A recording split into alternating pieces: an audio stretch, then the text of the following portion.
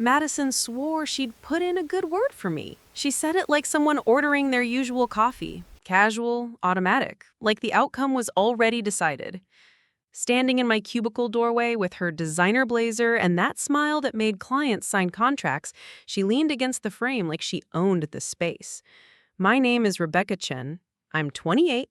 I've been at North Point Marketing for 3 years, working account management for mid-tier clients while dreaming of the senior role that just opened up. I keep my workspace organized because chaos breeds mistakes, and mistakes in this business cost campaigns. My desk sits in the northeast corner of the fourth floor, close enough to the break room to hear gossip, but far enough from the executive offices to feel invisible. I'd love to know which corner of the globe you're watching from, and if this story speaks to you, make sure to subscribe. Tomorrow's video is one you absolutely can't miss. The promotion was for Senior Account Director, overseeing the healthcare division. Base salary jumped from $68K to $95K, plus commission that could push it past 6 figures. Real money. The kind that meant trading my studio apartment for a 1-bedroom, maybe even saving for a house. The kind that meant my parents might finally stop asking when I was going to find something more stable. Madison Torres had been my closest friend at North Point since orientation day. We'd started the same week, sat through the same mind-numbing training sessions about client retention metrics and brand positioning. She had the kind of confidence I envied, the way she'd walk into a room and own it before saying a word. While I spent weekends preparing presentation decks, she spent them networking at rooftop bars downtown, collecting business cards like trading cards. "The position is basically yours," she said that Tuesday morning, adjusting her statement necklace. "I mean, who else has your client satisfaction scores? Thompson loves your work on the Medcore account." Robert Thompson was our department VP, the kind of executive who wore expensive suits but cheap ties, who remembered your name only if you'd made him money recently. The Medcore pharmaceutical account had been my baby for 18 months. I'd grown their quarterly ad spend from $200K to $850K, increasing their patient acquisition by 43%. The case study was already being used in our new client pitch decks. "You really think so?" I asked, minimizing the budget spreadsheet I'd been updating. The cursor blinked in the cell marked Q3 projections. Madison nodded, checking her phone screen. "Thompson specifically mentioned you in yesterday's leadership meeting, said you had the analytical skills and client rapport they needed for the healthcare division expansion." She paused, looking up from her messages. "Plus, Rebecca, you've earned this. 3 years of staying late, covering for other people's mistakes, making everyone else look good. It's your turn." The application deadline was Friday. I'd already drafted my cover letter twice, tweaking the language about my strategic vision for healthcare marketing in an aging population. The role required someone who could manage 4 senior accounts while developing new business in the pharmaceutical sector. Everything pointed to me: my track record, my relationships with existing healthcare clients, my understanding of compliance regulations that scared off most account managers. "Are you applying?" I asked. Madison laughed, the kind that sounded genuine but landed wrong. "For healthcare? Please. You know I hate dealing with all those FDA requirements and medical jargon. I'm holding out for something in tech or lifestyle brands, much more of my speed." She had said similar things before when promotions came up. Marketing preferred the glamorous accounts, fashion brands, restaurants, entertainment companies that throw launch parties and send gift baskets. Healthcare meant conference calls about drug interaction warnings and approval timelines that stretched for months. Madison liked campaigns that went viral, not ones that got approved by medical review boards. I spent that Wednesday updating my resume, quantifying achievements I'd been too modest to emphasize before. Increased client retention by 23%, managed portfolio worth $2.3 million annually, led cross-functional team that delivered project 6 weeks ahead of schedule, numbers that looked impressive in Calibri font, arranged in bullet points that told the story of someone ready for more responsibility. Thursday evening, I stayed late to finish the application materials. The office had that after-hours quiet, just the hum of computers and the occasional ding of the elevator. I printed everything on the good paper, the kind we saved for important client presentations. The cover letter ran exactly 1 page, professional, but passionate about the opportunity to expand our healthcare market share. Madison texted around 8:30.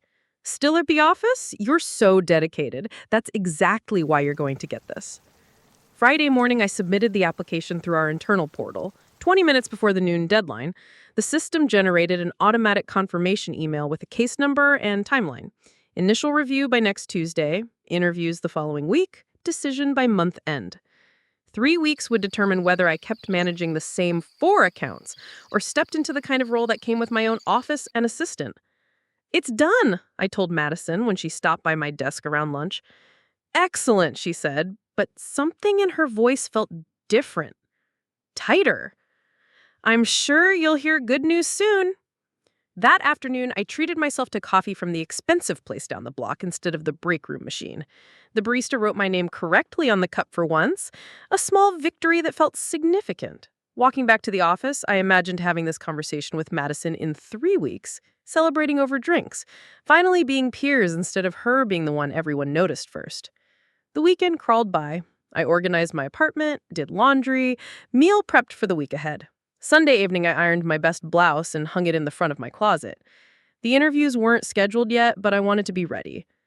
Monday morning brought the usual rhythm: emails from clients, budget reviews, a conference call about Q4 campaign strategies.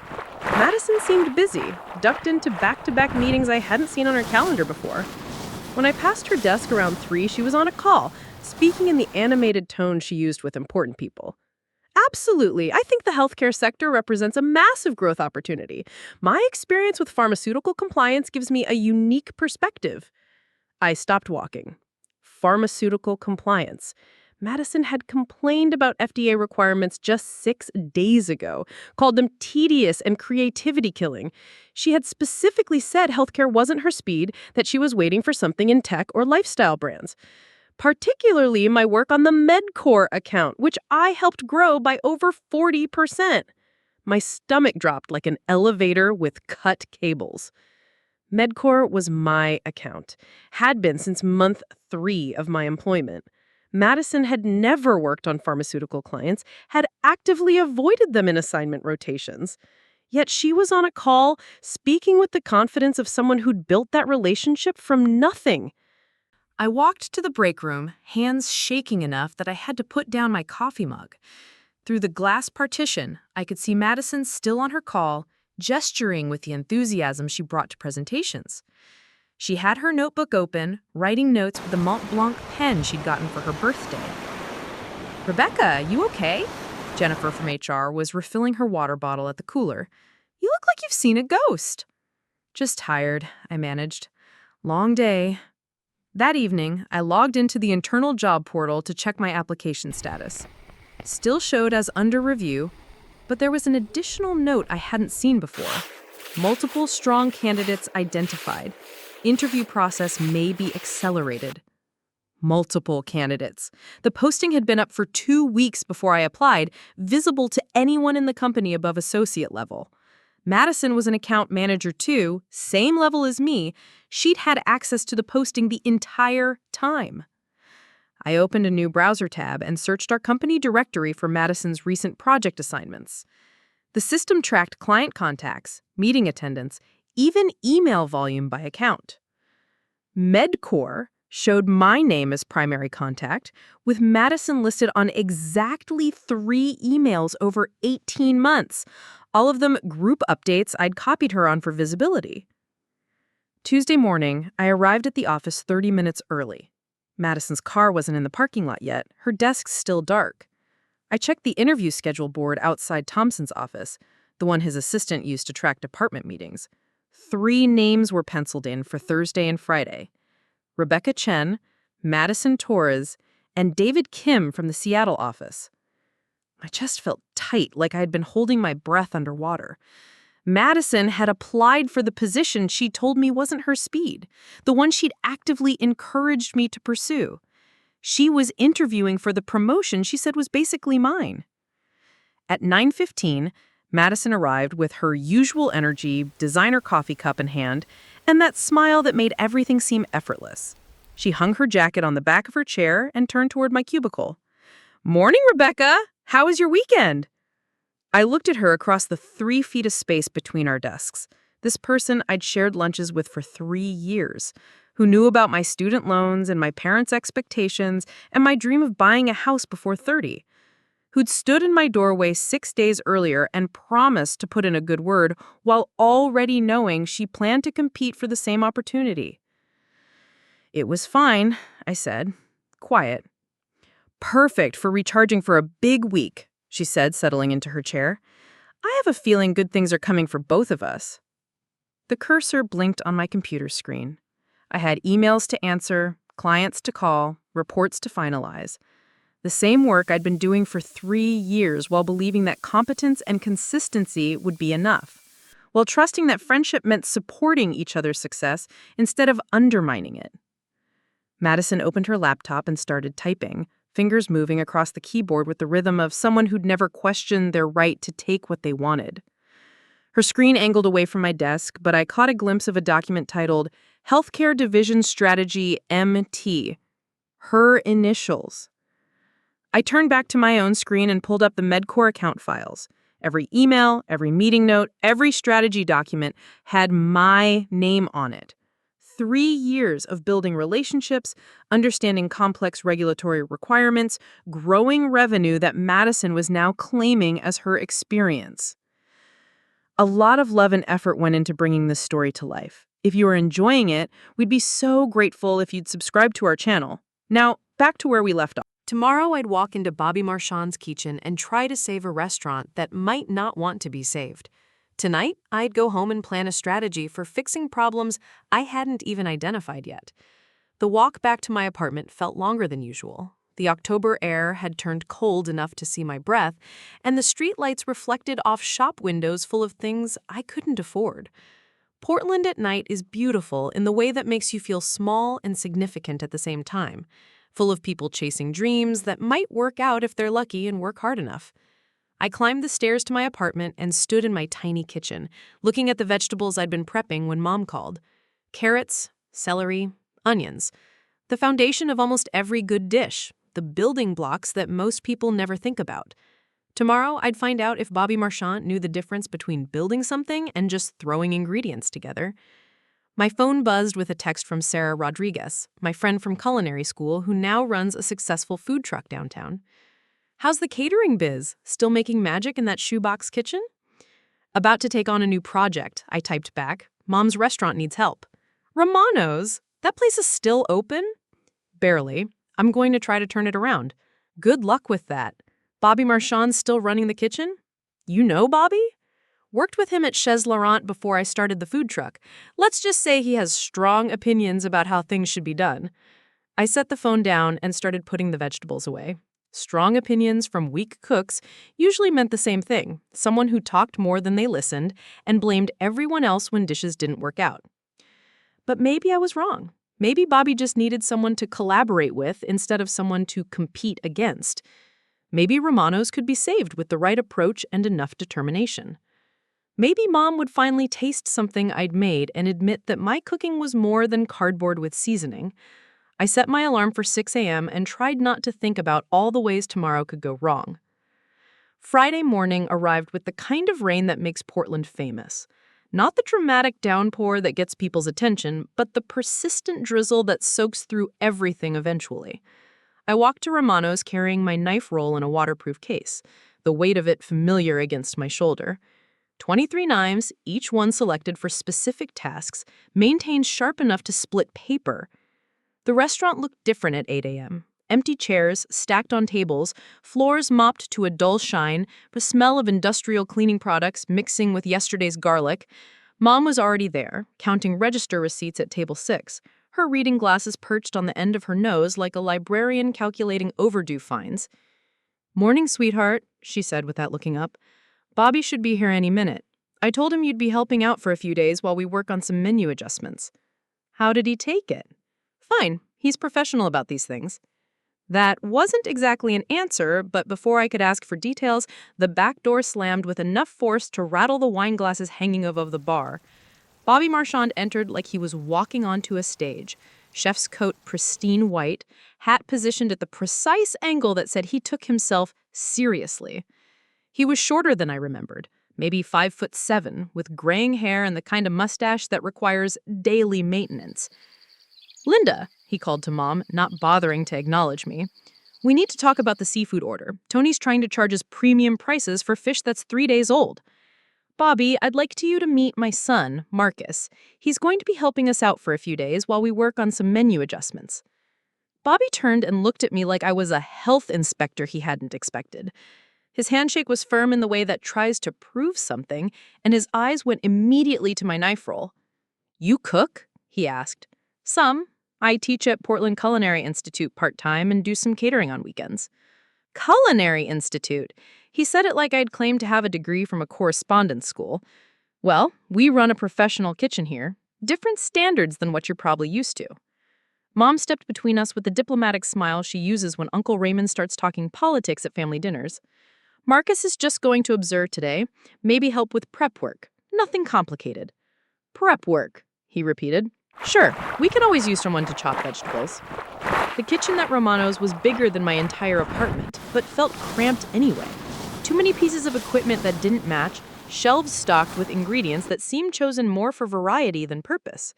The walk-in cooler hummed loudly enough to drown out conversation, and the grill had burn marks that suggested temperature control was more art than science.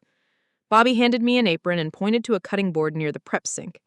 Onions, he said.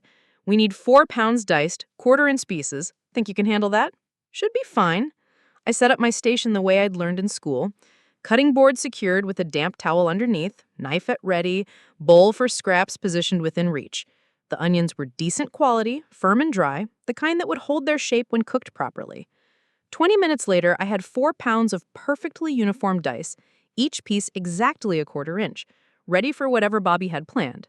He walked over, inspected my work like a drill sergeant checking bunks, and picked up a handful to examine closer. Any questions for us? Janet asked as we wrapped up. I'm curious about the timeline for decision-making, I said, and whether the selected candidate would have input on team building as the division expands. We're hoping to make a decision by early next week, Thompson replied. And yes, whoever gets this role will be integral to shaping the team structure going forward. Walking back to the elevator, I felt cautiously optimistic. The interview had gone well, better than well.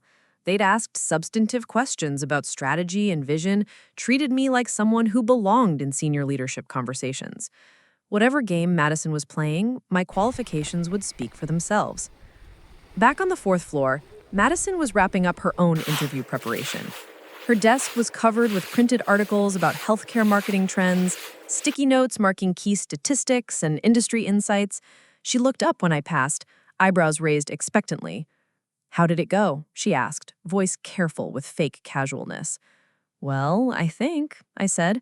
They seemed engaged with my ideas. That's fantastic, she said, but her smile looked strained. I'm sure you made a great impression. She gathered her materials and headed toward the elevator 30 minutes later.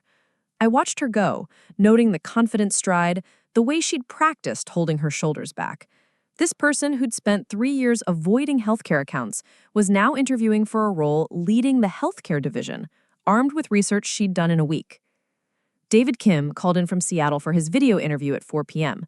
I couldn't hear the conversation, but through Thompson's glass office walls, I could see him pointing at his screen, presumably walking through portfolio materials. David had strong credentials, MBA from Northwestern, 5 years at a top-tier agency before joining Northpoint. He'd managed the West Coast pharmaceutical account successfully, though without the growth metrics I had achieved. Madison returned from her interview an hour and 15 minutes later, longer than my interview, longer than David's video call.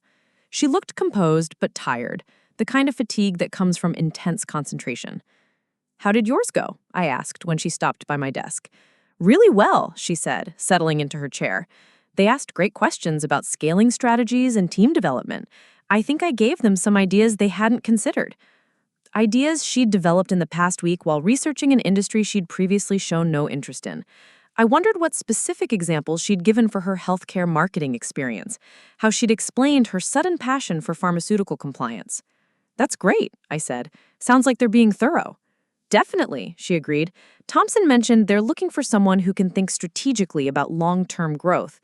I shared some thoughts about expanding into digital health platforms and telemedicine marketing. Digital health platforms.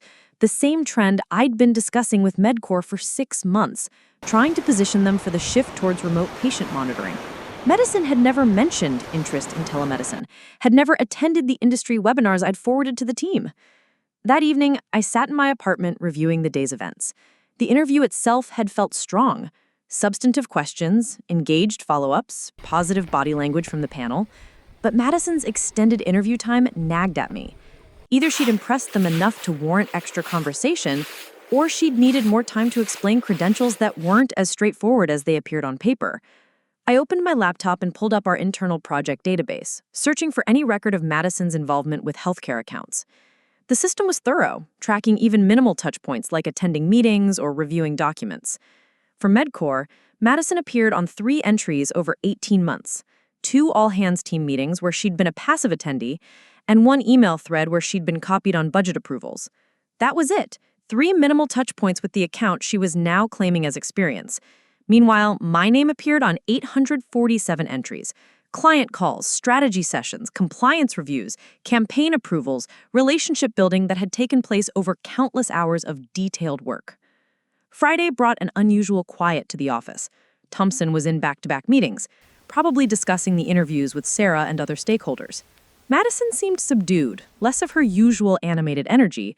We worked in parallel silence, both presumably thinking about the decision that would reshape one of our careers. At 3 p.m., my phone rang. Patricia, from Thompson's office. "Rebecca, could you come up for a brief follow-up conversation? Thompson has a few additional questions." My heart rate spiked. Follow-up conversations could mean anything.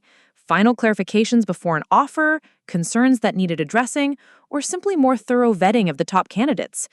"Of course," I said. "I'll be right up." This time Thompson was alone in his office, door closed, expression neutral. He gestured to the chair across from his desk. "Rebecca, thank you for coming up. I wanted to discuss something that came up during our candidate review." The bottom dropped out of my stomach. Something that came up? That phrasing never preceded good news. During Madison's interview yesterday, she mentioned some concerns about your readiness for senior-level responsibility. She felt that while your technical skills are strong, you might benefit from more leadership development before taking on a role of this scope.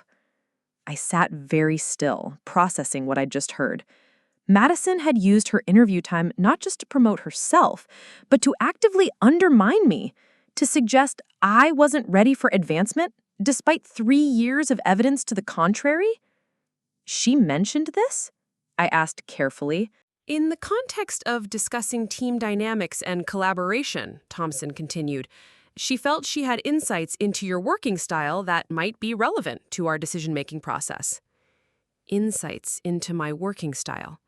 Madison had turned her friendship with me into ammunition against my candidacy, using personal knowledge to plant seeds of doubt about my leadership potential. "I see," I said, mind racing through possible responses. "Could you share more specifically what concerns she raised?" Thompson shifted in his chair, clearly uncomfortable with the conversation.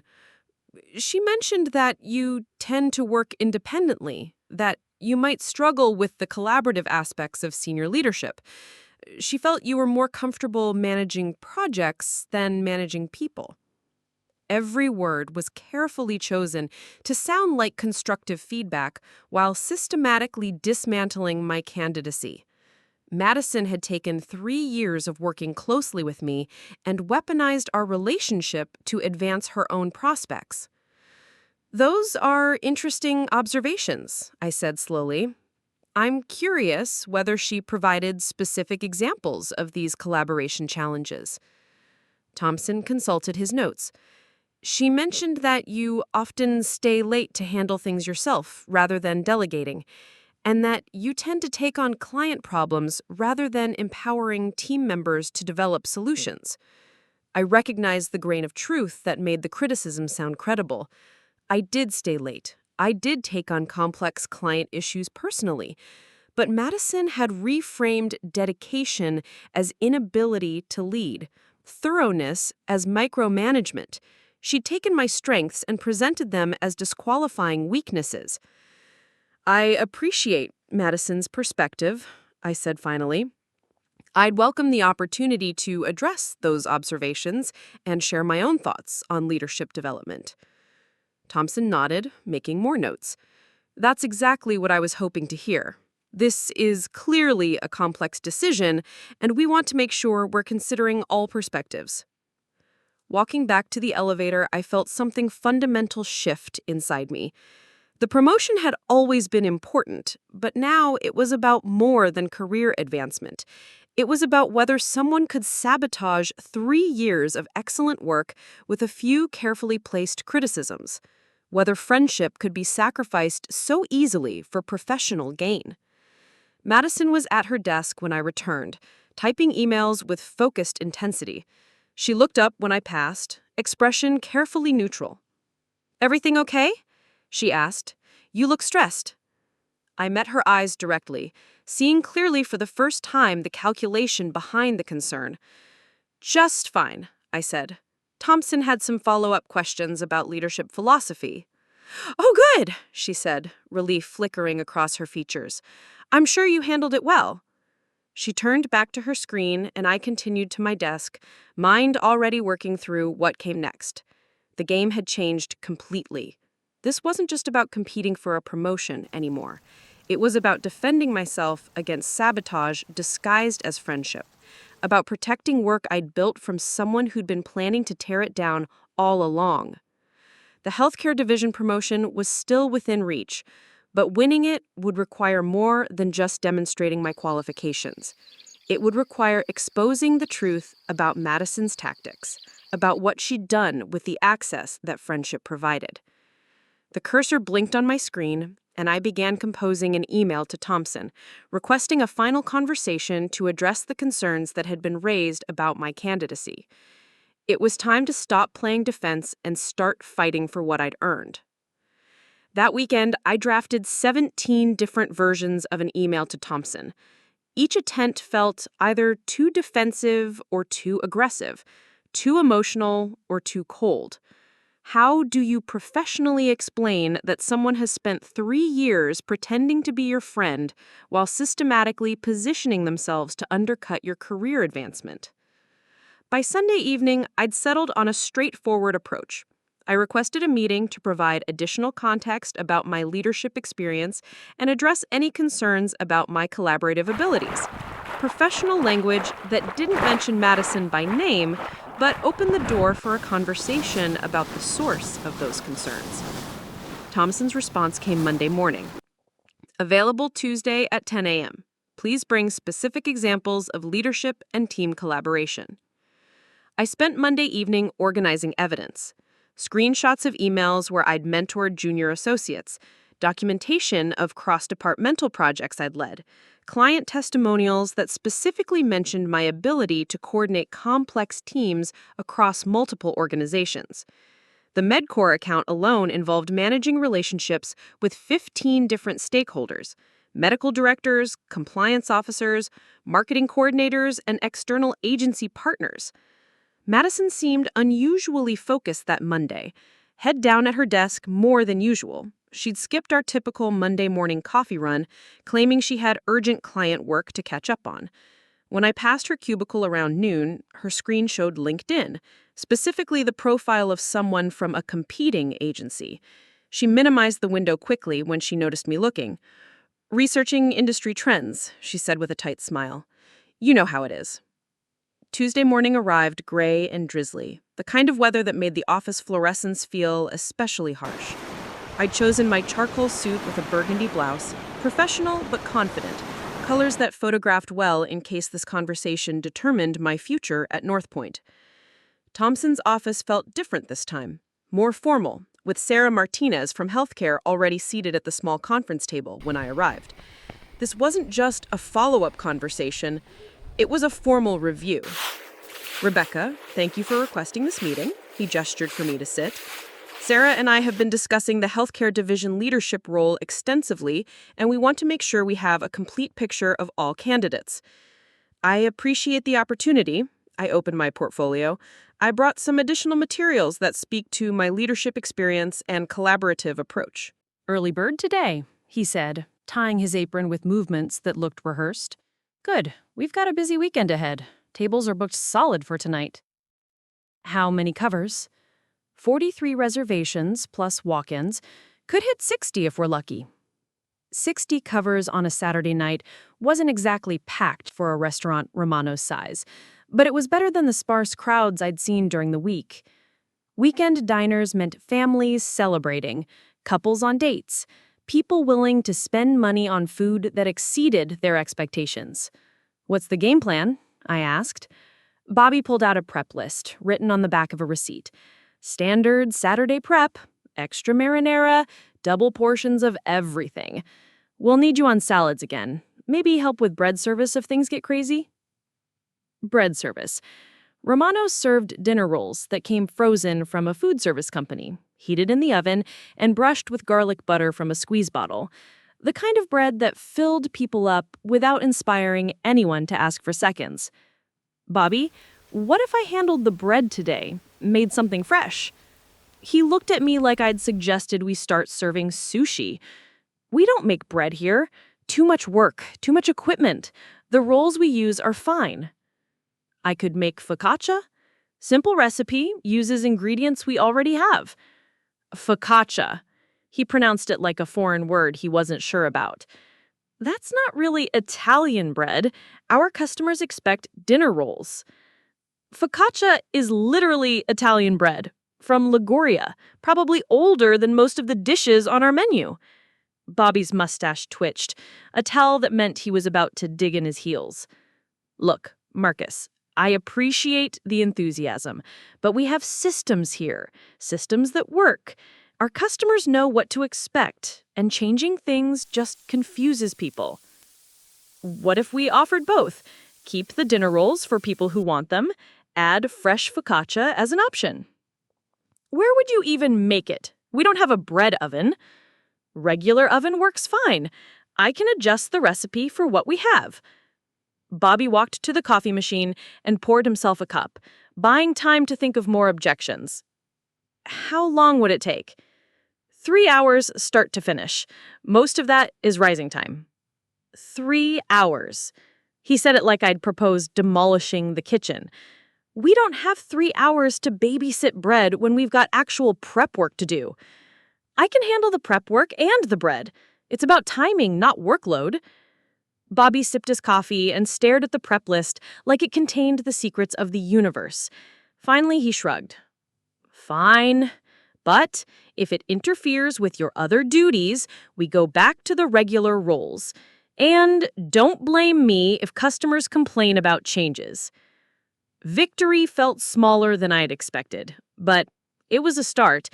I gathered ingredients for focaccia: bread flour, olive oil, yeast, salt, fresh rosemary from the herb rack that looked like it hadn't been touched in months. The rosemary was actually in good shape, woody stems and needle-bright leaves that released pine and lemon scents when crushed. Mixing the dough took 10 minutes. Flour and salt in a large bowl, yeast dissolved in warm water with a pinch of sugar to activate it, olive oil to enrich the texture. My hands knew the feel of proper dough.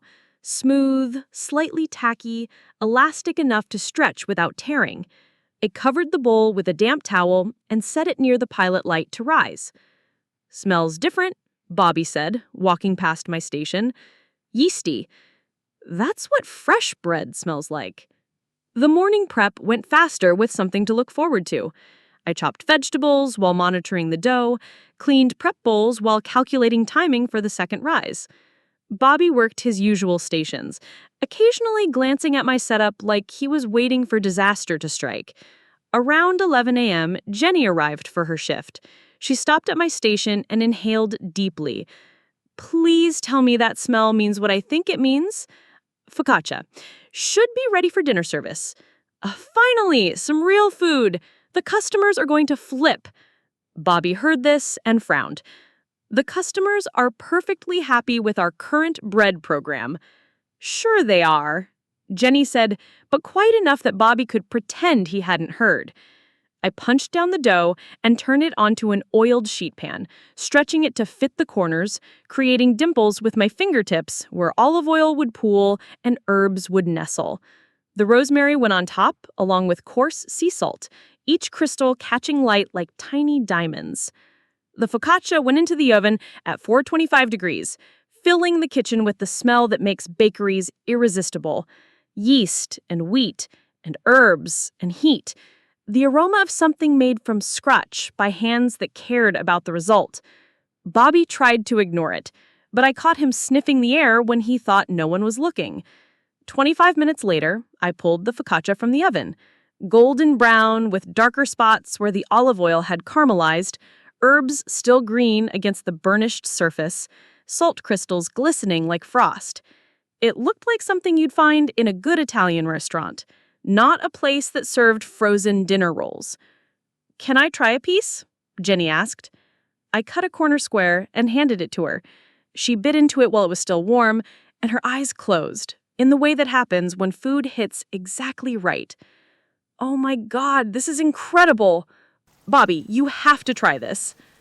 Bobby approached my station with the expression of someone fulfilling an obligation.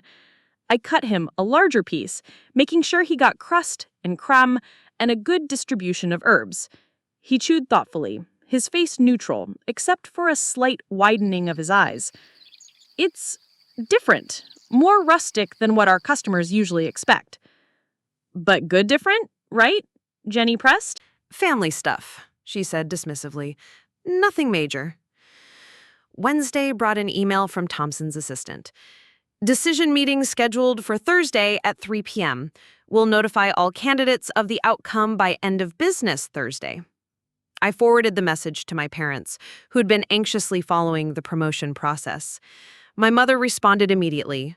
"We're proud of you regardless of outcome. You've worked so hard for this." The support felt good, but also highlighted what was at stake. This wasn't just about salary or title, it was about validation that 3 years of dedicated work meant something, that competence and integrity could win over politics and manipulation. Thursday morning arrived with unusual energy in the office. Word had somehow spread about the healthcare division decision, and people kept glancing toward Thompson's office as if they could divine the outcome through his closed door.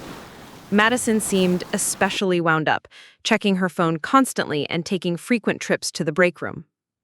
At 2:30, my desk phone rang. Patricia again. "Rebecca, could you come up to Thompson's office? He'd like to speak with you." This was it. Either the promotion was mine, or I was about to learn that Madison's sabotage had been successful. I gathered my things, straightened my blazer, and headed to the elevator. Thompson's office was arranged differently this time. Sarah Martinez was there again, but so was Janet Walsh from HR, and someone I didn't recognize, a woman in an expensive suit with the bearing of senior leadership. "Rebecca, please sit," Thompson said, his expression unreadable. "I'd like you to meet Catherine Burke, our regional vice president for the West Coast Division." Catherine Burke. I'd heard the name, but never met her. She was based in Los Angeles, oversaw multiple offices, the kind of executive who appeared in company newsletters and strategy announcements. "Miss Chen," Catherine said, standing to shake my hand, "I've been hearing very interesting things about your work with pharmaceutical clients." The phrasing was neutral, but something in her tone suggested this conversation might not go the direction I expected. I sat down, hands folded, waiting for whatever came next. "We've completed our review of the healthcare division candidates. It's been a complex decision with strong applicants and varied perspectives on the best path forward." Here it comes, I thought. The diplomatic explanation of why Madison's networking and interview performance had trumped my actual track record. "However," Thompson continued, "we've decided that the situation requires a different approach than we initially planned." Different approach. That could mean anything from restructuring the role, promoting multiple people, or deciding that none of us were suitable candidates. "Catherine has been watching the healthcare division's growth closely," Sarah added. "She has some thoughts about the best way to capitalize on our momentum." Catherine leaned forward, her expression serious but not unkind. "Rebecca, your work with MedCore has been exceptional. But more than that, your approach to team development and compliance management suggests you understand healthcare marketing at a level that's quite rare in this industry. I nodded, unsure whether this was leading toward good news or elaborate disappointment. The promotion you applied for, Senior Account Director for Healthcare, is important, but it might be limiting your potential. We'd like to discuss a different opportunity with you. My heart rate spiked. Different opportunity could mean anything from lateral movement to being pushed out entirely. What kind of opportunity? I asked carefully. Catherine smiled for the first time since I'd entered the room. Regional healthcare director for the entire West Coast division. It would mean moving to Los Angeles, overseeing healthcare operations across 5 offices, building the team structure you described for a much larger scale.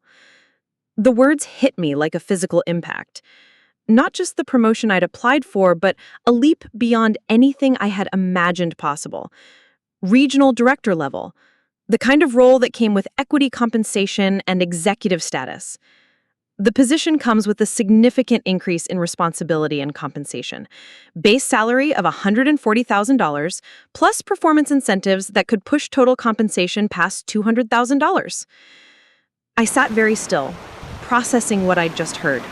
Not only had I not lost the promotion to Madison's sabotage, but my qualifications had impressed leadership enough to create an entirely new opportunity. What about the senior account director position here? I asked. Thompson's expression shifted slightly, the first hint of discomfort since I'd entered the room. We're still finalizing that decision. The candidate pool has evolved as we've learned more about everyone's qualifications. The careful phrasing told me everything I needed to know. Madison's misrepresentations had been discovered. Her claims about healthcare experience had fallen apart under scrutiny. The sabotage that was supposed to destroy my candidacy had likely destroyed hers instead. I'm very interested in the regional director role, I said. When would you need a decision? Take the weekend to think it over. Moving to Los Angeles is a big change, and we want you to be certain it's the right fit. But Rebecca, I want you to know this opportunity exists because of the work you've done here. Your approach to healthcare marketing is exactly what we need to scale nationally. The meeting concluded with logistical details: relocation assistance, start date flexibility, team structure in Los Angeles. I walked back to the elevator in a daze, mind struggling to process the complete reversal of what I'd expected. The 4th floor felt different when I returned, like I was seeing it from a distance. Madison was at her desk, typing furiously, phone pressed between her ear and shoulder. She looked up when I passed, expression carefully neutral but eyes sharp with anxiety. "How did it go?" she asked, ending her call abruptly. I considered my response carefully. The old Rebecca might have downplayed the outcome, might have protected Madison's feelings even after her betrayal. But the person who'd just been offered a regional director position felt no obligation to spare her discomfort. "Really well," I said, settling into my chair. "Better than expected, actually." Madison's smile looked forced. "That's great. So you got it?" "Something like that," I said, turning to my computer. "They should be making all the final decisions soon." My phone buzzed with a text from my parents. "How did it go?" "Good news," I typed back. "We'll call tonight with details." Madison's phone rang, and she answered with forced cheerfulness. "Madison Torres?" "Yes, I'm available to talk." "Of course, I understand." Even without hearing the other side of the conversation, her expression told me everything. The strange smile, the way her voice got tighter with each response, the careful professionalism that came with receiving bad news. "I see," she said finally. "Thank you for letting me know. I appreciate the opportunity." She hung up and sat very still for a moment, staring at her computer screen. Then she gathered her purse and stood up. "I need to step out for a bit," she said, voice carefully controlled. "Personal errands." She walked toward the elevator without looking back, leaving her desk in unusual disarray. Papers scattered, coffee cup half full, and computer still logged in and displaying her LinkedIn profile. I watched her go, feeling a complex mixture of satisfaction and sadness. The promotion process was finally over, but so was a friendship I'd valued for 3 years. Madison's betrayal had backfired spectacularly, but the cost was a relationship I thought was genuine. My desk phone rang. Patricia, from Thompson's office. Rebecca, Thompson would like you to know that the healthcare division announcement will be made tomorrow morning. He wanted to give you advance notice since it affects your decision timeline. Thank you, I said. I appreciate the heads up. Tomorrow morning, the entire office would learn about Madison's failed attempt to steal my promotion, about her misrepresentations and backstabbing tactics. The story would spread through the company gossip network within hours, permanently damaging her reputation and credibility. I felt no sympathy for her embarrassment. She had made calculated choices about our friendship, about honesty, about the kind of person she wanted to be. The consequences were simply the natural result of those choices. The cursor blinked on my computer screen, and I began drafting an email to Catherine Burke accepting the regional healthcare director position in Los Angeles. It was time to move forward, to build something new and meaningful with people who valued competence over politics. Madison's empty chair sat across from mine, a physical reminder of what happened when ambition wasn't tempered by integrity. Tomorrow, she'd return to face the professional consequences of her betrayal. But by then, I'd already be planning my move to Los Angeles, preparing for a career opportunity that existed because I'd chosen to do the work rather than simply claim credit for it. The elevator dinged in the distance, and office life continued around me. But for the first time in weeks, I felt completely clear about what came next. The promotion I'd applied for was gone, replaced by something infinitely better. And the friendship I thought I was protecting had revealed itself to be an illusion all along. Sometimes the best outcome is the one you never saw coming. Friday morning brought the official announcement. Thompson's email landed in everyone's inbox at exactly 9 a.m. Subject line, Healthcare Division Leadership Update. The message was professionally crafted, announcing the expansion of healthcare operations and my appointment as Regional Healthcare Director for the West Coast Division, effective in 6 weeks. The response was immediate. My phone started buzzing with congratulatory texts before I'd finished reading the email myself. Jessica Wong from my team appeared at my cubicle within minutes, eyes bright with excitement. "Rebecca, Regional Director? That's incredible," she said, voice pitched low but unable to contain her enthusiasm. "Does this mean you're moving to LA?" "It does," I confirmed, still processing the reality myself. "Big changes ahead." "This is so well-deserved," Jessica continued. "Everyone knows how hard you've worked on the healthcare accounts. And honestly, after what happened," she glanced toward Madison's empty desk, "well, it's nice to see the right person get recognized." Word traveled fast in an office environment. By 10 a.m., half the floor knew about my promotion and Madison's conspicuous absence from yesterday's announcement. The healthcare division restructuring was front page on our internal company portal, with quotes from Catherine Burke about strategic growth initiatives and my role in spearheading West Coast expansion. Madison returned from her extended absence around 11, moving through the office with the careful composure of someone trying to appear unaffected. She'd changed clothes since yesterday. Gone was the designer dress, replaced by a simple black blouse and neutral slacks. Professional armor for facing professional humiliation. She stopped by my desk with a smile that looked like it physically hurt to maintain. "Congratulations on the promotion," she said, voice steady despite the obvious effort required. "Regional director is a huge opportunity." "Thank you," I replied, meeting her eyes directly. "It's definitely unexpected." "I'm sure you'll do great in Los Angeles," she continued. "Have you thought about a timeline for the move?" The conversation felt surreal. Madison discussing my promotion like a supportive colleague, as if the past 2 weeks of deception and sabotage had never happened.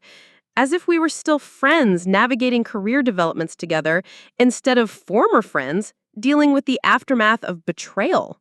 6 weeks, I said, enough time to transition my accounts and help with the handover process. Madison nodded, glancing around the office. Other people were watching our interaction, curious about how we'd navigate this moment. She seemed aware of the audience, maintaining her professional facade even as the cost was written across her face. "Well, I should let you get back to work," she said finally. "Lots to organize, I'm sure." She returned to her desk and immediately opened her laptop, diving into emails with focused intensity that looked more like avoidance than productivity. I could see her screen from my angle. She was browsing job listings on Indeed, scrolling through marketing positions at competing agencies. The irony wasn't lost on me. Madison had gambled our friendship and her professional reputation on stealing a promotion, and now she was likely looking for a new job entirely. Word about her tactics would spread through industry networks quickly. Marketing was a smaller community than people realized, and reputation mattered enormously.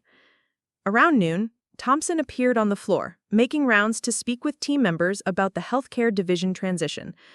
When he reached my desk, his expression was warmer than I'd ever seen it. "Rebecca, congratulations again on the appointment," he said, shaking my hand formally. "Catherine is thrilled to have you leading the West Coast expansion. Your vision for team structure aligns perfectly with corporate strategy." "I'm excited about the opportunity," I said. "The healthcare market in California has tremendous potential." "Absolutely. And your experience with regulatory compliance will be invaluable as we pursue larger pharmaceutical clients." He paused, glancing around the office. "I wanted you to know that we'll be posting the senior account director position next week. Several strong internal candidates have already expressed interest." The position I'd originally applied for would be filled by someone else, probably Jessica or another junior associate ready for advancement. The role that had seemed so important 6 weeks ago now felt like a stepping stone I'd skipped entirely. "That's great," I said. "There's a lot of talent on this team ready for growth opportunities." Thompson nodded, then lowered his voice slightly. "I also wanted to mention that we've made some adjustments to our interview process based on recent experiences. We're implementing more thorough reference checks and portfolio verification to ensure candidates' claimed experience aligns with documented contributions." The message was clear without being explicit. Madison's misrepresentations had prompted policy changes to prevent similar situations in the future. Her attempt to game the system had backfired so spectacularly that it was changing how the company evaluated candidates. After Thompson moved on, I spent the afternoon fielding congratulations and questions about the Los Angeles transition. People wanted to know about the role scope, the team I'd be building, the timeline for healthcare division expansion. Each conversation reinforced how significantly my career trajectory had shifted in just 1 week. At 3 p.m., my phone buzzed with a text from an unknown number. "Heard about your promotion through the industry grapevine. Well deserved. Marcus Chen, Director of Marketing, Tentacle Agency." Marcus Chen was a senior executive at one of our biggest competitors, someone I'd met briefly at industry conferences but didn't know personally. The fact that news of my promotion had already reached competing agencies spoke to how closely the marketing community followed personnel moves. By 5 p.m., Madison had cleaned out her desk drawers and was packing personal items into a cardboard box. She moved efficiently but quietly, avoiding eye contact with colleagues who occasionally glanced her way. The office atmosphere felt charged with unspoken awareness of what had transpired. I debated whether to say anything as she prepared to leave. Part of me wanted closure, wanted to address the betrayal directly and understand how she justified her actions. But another part recognized that some conversations were pointless, that Madison had made her choices and would have to live with the consequences. She stopped by my desk one final time, cardboard box balanced in her arms. "Rebecca, I want you to know that I'm genuinely happy about your success. You've always been dedicated to your work, and this promotion reflects that dedication." The words sounded sincere, but they carried undertones of resignation and regret. Madison was intelligent enough to understand exactly how her gamble had failed, how her attempt to undermine me had ultimately accelerated my career beyond anything she could have achieved through honest competition. Thank you, I said simply. I hope things work out well for you too. She nodded once and walked toward the elevator, back straight and chin up, despite carrying the physical symbols of professional failure. Whatever job search she was beginning would be complicated by the circumstances of her departure from North Point. That evening, I called my parents to share the full story of the past 2 weeks. My mother was appropriately outraged by Madison's betrayal, while my father focused on the strategic implications of the promotion. Regional director at 28 is exceptional career advancement. This positions you for VP level roles by your early 30s. It's definitely more than I expected. 6 months ago, I was just hoping for the senior account director position here. Sometimes the best opportunities come from unexpected places, my mother added. And honestly, I'm glad you're getting away from that toxic situation with Madison. Friends don't sabotage each other's careers. The conversation helped clarify my own feelings about the dramatic career shift. The promotion was objectively excellent. Significant salary increase, leadership responsibility, equity compensation, relocation to a major market.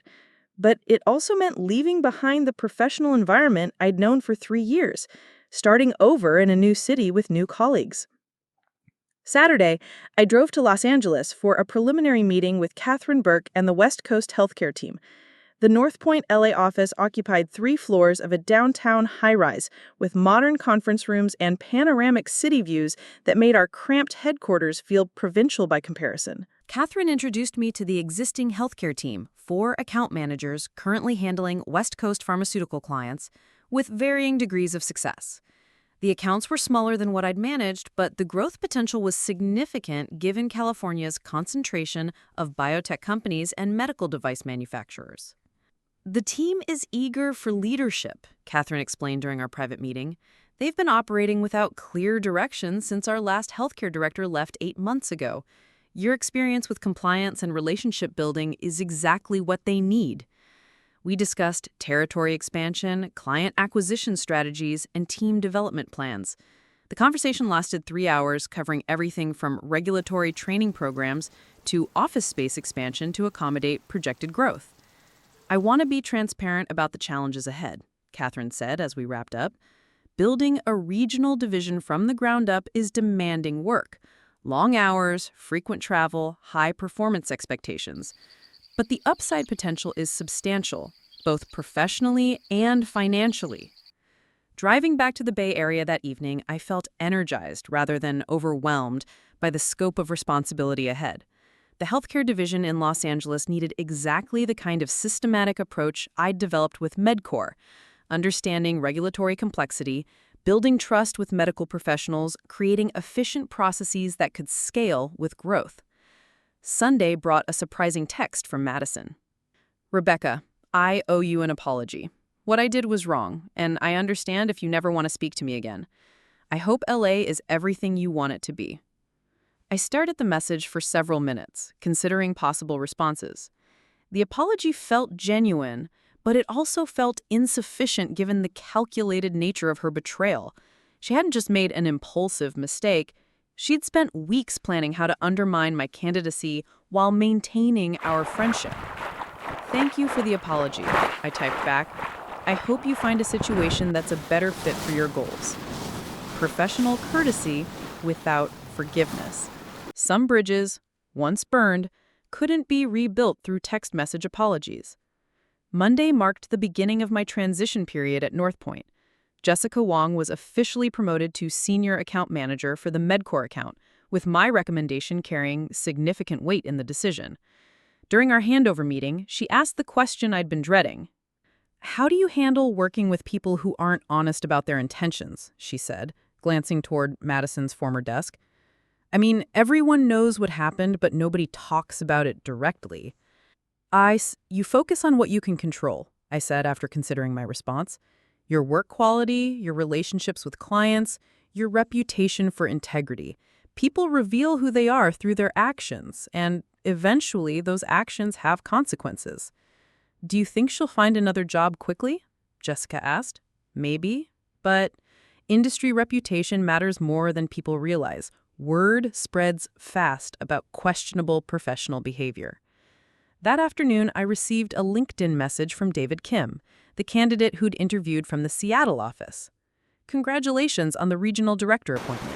Looking forward to collaborating as you build the West Coast division. The healthcare market here has enormous potential. David had been offered the senior healthcare account director position in Seattle, managing Pacific Northwest pharmaceutical clients as part of the broader West Coast expansion. The role I'd originally competed for was being filled by multiple people across different markets, reflecting the growth trajectory Catherine had envisioned. The next 2 weeks flew by with transition planning, client meetings, and preparation for the Los Angeles move. I found an apartment in Santa Monica, close enough to downtown for easy commuting, but near the beach for work-life balance. The rent was significantly higher than my Bay Area studio, but the salary increase more than compensated for the additional expense. Jessica proved to be a natural with client relationship management, quickly establishing rapport with MedCore's medical directors and demonstrating the analytical skills that had impressed me during her training period. Watching her step into increased responsibility reinforced my confidence in the mentorship approach I developed.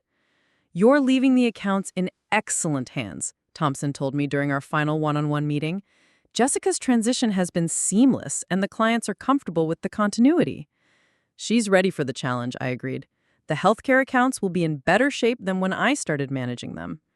Friday of my final week, the office threw a small farewell gathering in the break room. Cake from the bakery downstairs, coffee that was slightly better than usual, colleagues sharing memories and well wishes for the Los Angeles opportunity. The atmosphere was genuinely warm, a reminder that most workplace relationships were positive even when individual situations turned complicated. "Speech!" someone called out as I cut the cake, and the room echoed with encouragement. "I just want to thank everyone for 3 years of collaboration and support," I said, looking around at faces I'd worked alongside through countless projects and deadlines. "The healthcare accounts grew because of team effort, and I'm excited to take the lessons learned here to Los Angeles." "We're proud of you," called out Robert from accounting, and the sentiment was echoed by nods and smiles around the room. Thompson raised his coffee mug in a mock toast. "To Rebecca Chen, our newest regional director, and proof that dedication and competence still matter in this business." Walking to the elevator for the last time as a North Point Bay Area employee, I reflected on how dramatically my career had shifted in just 1 month. The promotion I'd applied for had led to an opportunity I'd never imagined, while the friendship I'd valued had revealed itself to be transactional rather than genuine. The elevator doors closed on the 4th floor, carrying me away from 3 years of professional development and toward a future that felt full of possibility. Los Angeles represented more than just a new job. It was a chance to build something meaningful from the ground up, to apply everything I'd learned about healthcare marketing on a scale that could impact an entire region. My phone buzzed as I reached the parking garage. A text from Catherine Burke. "Looking forward to Monday morning. The team is excited to get started." Monday morning would begin my tenure as regional healthcare director, leading a division that would grow from 4 account managers to an anticipated 15 within 2 years. The challenge was significant, but so was the opportunity to shape healthcare marketing across the entire West Coast. I drove out of the North Point parking lot for the final time, already mentally preparing for the week ahead in Los Angeles. The promotion Madison had tried to steal had led to something infinitely better than either of us had originally envisioned. Sometimes the best outcomes emerged from the worst intentions, and sometimes betrayal became the catalyst for growth that wouldn't have happened otherwise. The drive home took me past the coffee shop where Madison and I had shared countless morning conversations about career goals and professional ambitions. I didn't stop for my usual order. That chapter of my life was officially closed, and the next one was about to begin. 2 months into my Los Angeles role, I was reviewing quarterly performance reports when my assistant knocked on my office door. The title still felt surreal. Regional Healthcare Director, with my name etched on a brass nameplate and floor-to-ceiling windows overlooking downtown LA's financial district. "Rebecca, there's someone here to see you," Ashley said, her expression carefully neutral in the way that suggested an uncomfortable situation. "Madison Torres from our Bay Area office. She says you used to work together." My coffee mug paused halfway to my lips. Madison was here, in Los Angeles, asking to see me. 2 months after our awkward farewell, after her career-damaging departure from North Point, she was standing in my office building requesting a meeting. Did she say what this was about? I asked, mind racing through possibilities. She mentioned a business proposal, Ashley replied. Should I tell her you're in meetings? I considered the easy escape Ashley was offering. Madison had forfeited any claim to my time or consideration when she'd tried to sabotage my career. But curiosity won over caution, and I found myself nodding. Give me 5 minutes, then send her in. I used the time to compose myself, straightening papers on my desk and mentally preparing for whatever conversation was about to unfold. The Madison who entered my office looked different from the confident colleague I'd known. Her designer clothes were replaced by a more modest navy suit, her usually perfect hair was slightly disheveled, and her trademark smile seemed forced. "Rebecca," she said, stopping just inside the doorway. "Thank you for seeing me. I know I don't deserve your time." "Sit down," I said, gesturing to the chair across from my desk. Professional courtesy, nothing more. Madison settled into the chair, clutching a leather portfolio that had seen better days. "Your office is incredible. Regional director suits you." "What's this about, Madison?" I asked, cutting through the small talk. Ashley mentioned a business proposal. She took a deep breath, the kind that preceded difficult conversations. "I've been struggling to find work since leaving North Point. The industry is smaller than I realized, and word has gotten around about what happened." The admission hung in the air between us. Madison's attempt to steal my promotion had become industry gossip, the kind of cautionary tale that spread through professional networks and damaged reputations permanently. "I'm sorry to hear that," I said, and meant it despite everything.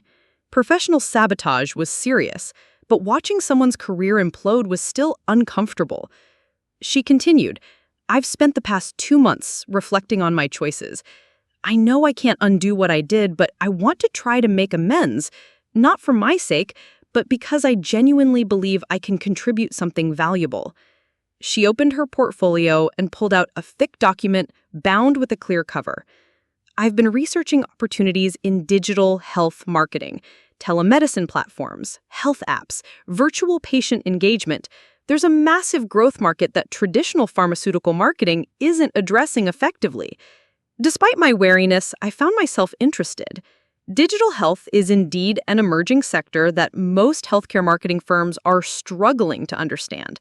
The regulatory landscape was unclear, the technology evolved rapidly, and traditional relationship-building approaches didn't necessarily translate to digital platforms. "What kind of opportunities?" I asked. Madison's demeanor shifted slightly, confidence returning as she moved into familiar territory. 3 major telemedicine companies are looking for marketing partners who understand both healthcare compliance and digital user experience.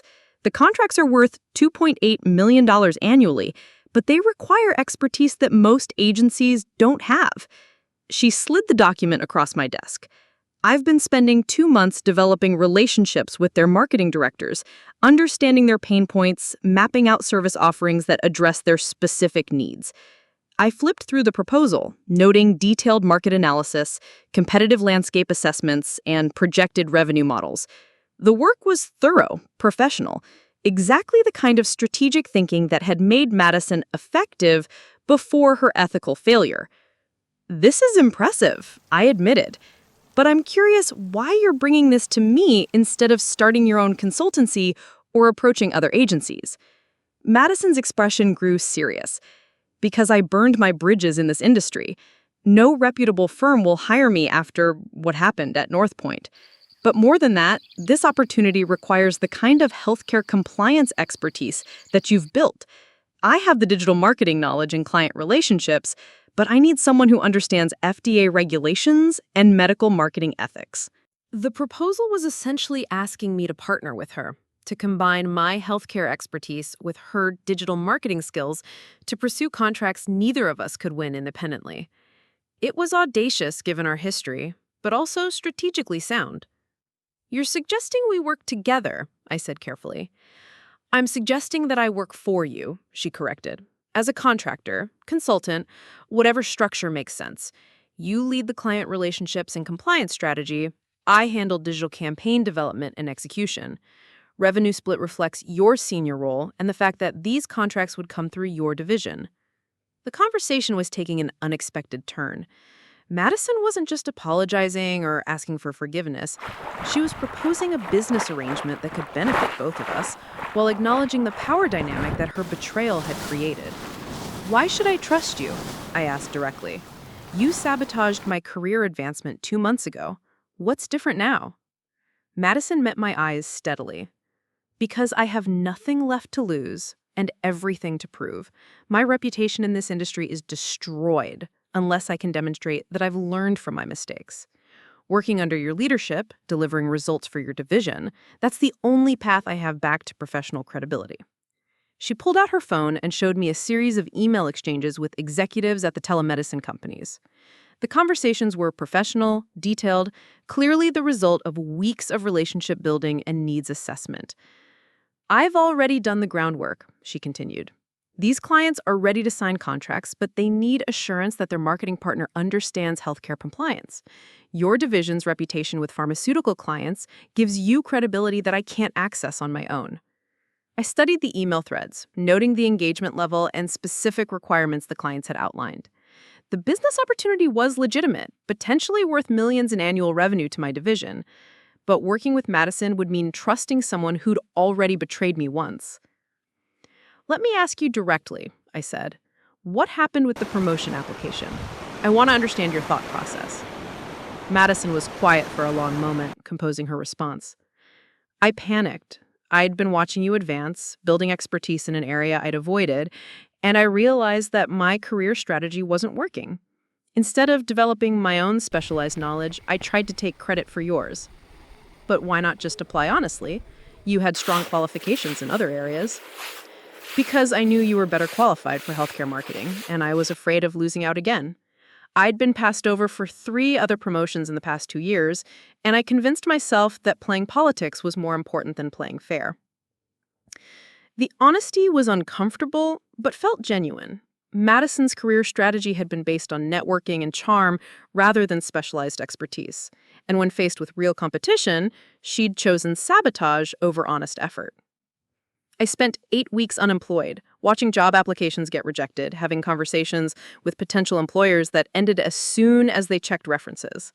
I finally understood that reputation matters more than I had ever realized. And I understood that what I did to you was inexcusable. My phone buzzed with a text from Catherine Burke. "Quarterly division review in 30 minutes. Your numbers look excellent." The reminder of my current success provided perspective on Madison's proposal. I was succeeding in a role that exceeded my original ambitions, leading a division that was exceeding growth targets, building a career trajectory that positioned me for executive leadership. Madison's betrayal had inadvertently accelerated my advancement rather than hindering it. "I need time to consider this," I said, closing the proposal document. "The business opportunity is interesting, but the personal dynamics are complicated." "I understand," Madison said, standing to leave. "I know I don't deserve consideration, let alone partnership, but I wanted you to see that I'm trying to find a way forward that creates value rather than destroys it." She paused at the door, turning back toward my desk. "Rebecca, I want you to know that seeing your success doesn't make me bitter. It makes me realize how much potential I wasted by focusing on shortcuts instead of building real expertise. You earned everything you have."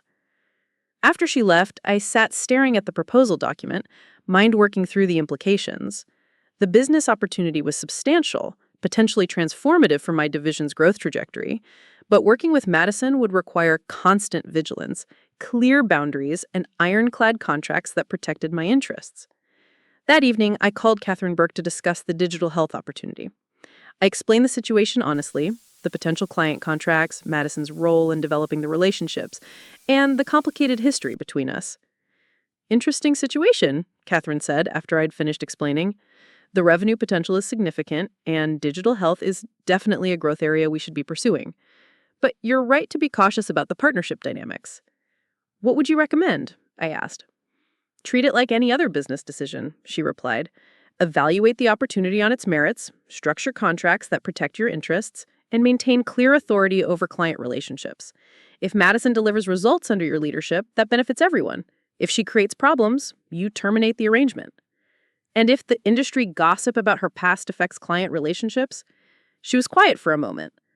That's a valid concern, but sometimes giving people a chance to redeem themselves under proper oversight creates loyalty that's more valuable than hiring someone with a clean record but questionable commitment. Over the weekend, I researched the telemedicine companies Madison had identified. All three were venture-backed startups with significant funding and aggressive growth targets. Their marketing needs were exactly as she'd described: complex compliance requirements combined with digital user acquisition strategies that traditional healthcare agencies struggled to execute. I also reached out discreetly to contacts at competing agencies, gauging their interest in digital health marketing. The feedback confirmed Madison's assessment. Most firms were either avoiding the sector due to regulatory complexity or pursuing it without sufficient healthcare expertise. Monday morning, I called Madison and scheduled a follow-up meeting. This time, I had specific terms to discuss. I'm willing to explore a pilot project, I told her when she returned to my office. One client, 6-month initial contract, with clearly defined roles and performance metrics. Madison's relief was visible. What would the structure look like? You'd work as an independent contractor, reporting directly to me. All client communications go through my approval, all strategy decisions require my sign-off, and all revenue flows through my division with a predetermined split. If the pilot succeeds, we evaluate expanding the arrangement. That's more than fair, she said immediately. What would the revenue split be? 70-30, with me taking the larger share. I'm providing the healthcare expertise, the compliance oversight, the client credibility, and the administrative infrastructure. You're providing digital marketing knowledge and initial client relationships. Madison nodded without hesitation. Agreed. When would we start?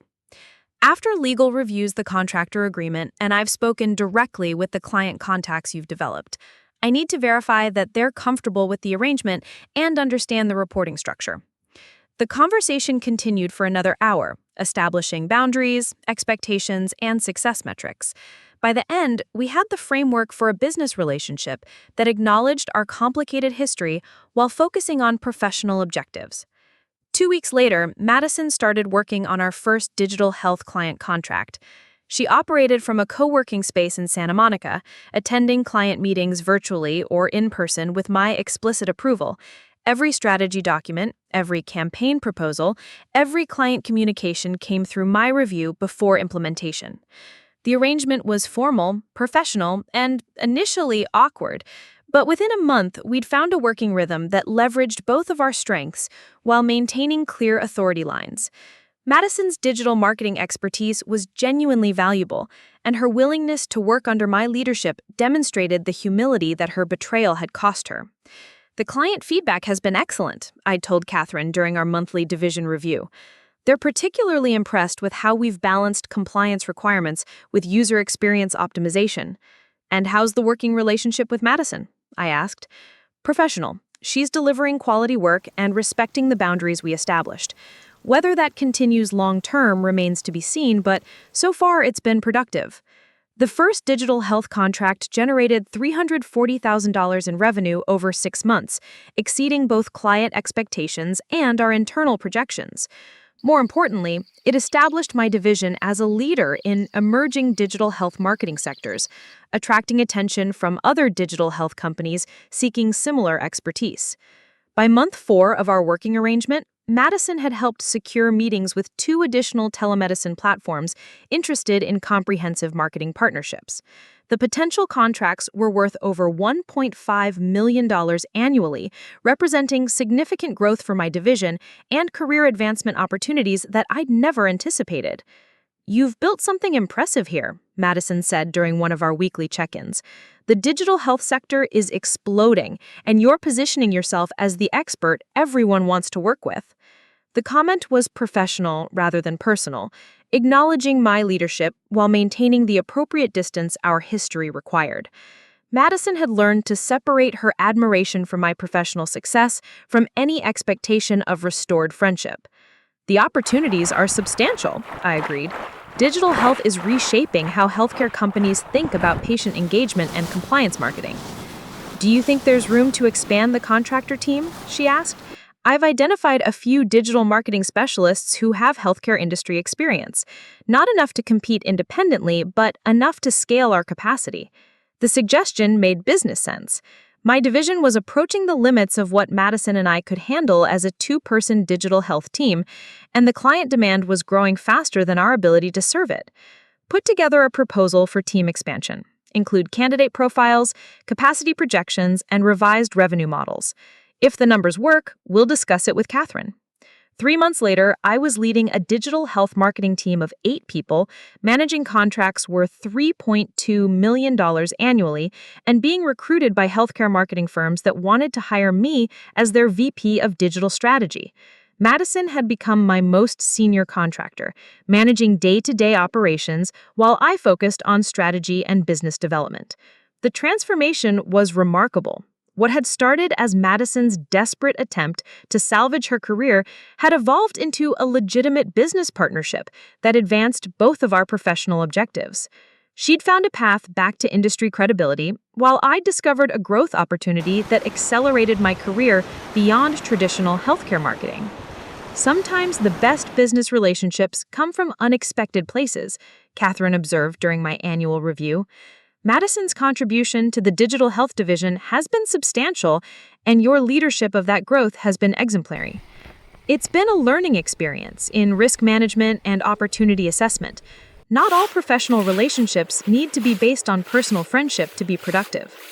The annual review concluded with discussion of my promotion to Director of Innovation for the entire West Coast Division, a role that would oversee both traditional healthcare marketing and emerging digital health initiatives. At 29, I was positioned for VP-level advancement within 2 years.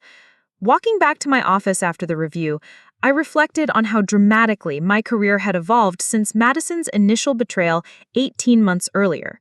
Her attempt to steal my promotion had led to opportunities I'd never imagined, while her subsequent redemption efforts had created business value that benefited both of us. We talked for another hour about the transition logistics, client handover procedures, and maintaining professional relationships across agencies. The conversation felt collegial rather than personal, focused on business implications rather than emotional dynamics. Rebecca, I want you to know that working with you changed how I think about professional relationships, Madison said as we prepared to leave. I learned that trust has to be earned through consistent actions, not just clever words. You've demonstrated that consistently over the past year, I replied. Your work with the digital health clients has been exceptional, and your willingness to accept oversight showed genuine commitment to rebuilding your reputation.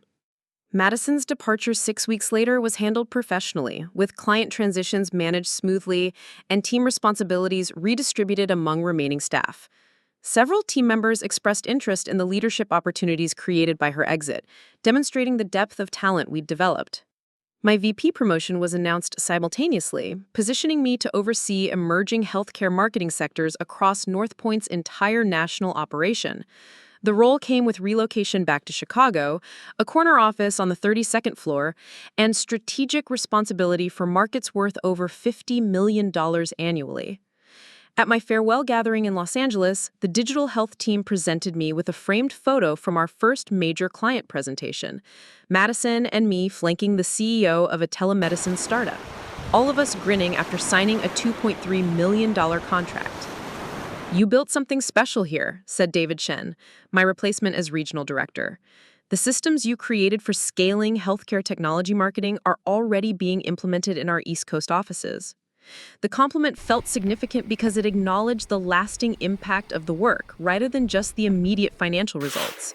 Building sustainable systems that could operate without my direct involvement was what separated tactical success from strategic leadership. 3 months into the VP role, I received a LinkedIn message from Madison. Saw the announcement about NorthPoint's new medical device marketing division. Your strategic vision continues to impress. The industry is lucky to have leaders who think long-term. The message was professional rather than personal, acknowledging my success without seeking renewed friendship. Madison had found her path to independent credibility, while I had discovered opportunities for growth that neither of us had originally envisioned. My assistant knocked on my office door, interrupting my reflection on Madison's message. Rebecca, the board meeting is starting in 10 minutes. They're expecting your presentation on the Q4 expansion strategy. I gathered my materials and headed toward the boardroom, mind already focused on the growth projections and market analysis that would shape NorthPoint's healthcare marketing strategy for the next fiscal year. The company that had once seemed like the ceiling of my ambitions had become the foundation for opportunities I was still discovering. The elevator carried me toward the executive floor, where I'd present strategies that could influence healthcare marketing across dozens of markets. Madison's attempted betrayal had accidentally accelerated a career trajectory that now included genuine influence over industry practices and emerging market development. Sometimes the worst professional experiences became catalysts for the best career outcomes. Sometimes betrayal created opportunities for growth that wouldn't have existed through conventional advancement. And sometimes the people who tried to destroy your career accidentally helped build something better than either of you had originally imagined. The elevator doors opened onto the executive floor, where my strategic vision would help determine how healthcare companies connected with patients across the entire country. It was exactly where I belonged, even if the path to get there had been completely unexpected. Looking for more? We've got 2 amazing stories ready for you right on screen. If this one touched you, these are absolutely worth your time. Click to watch them now.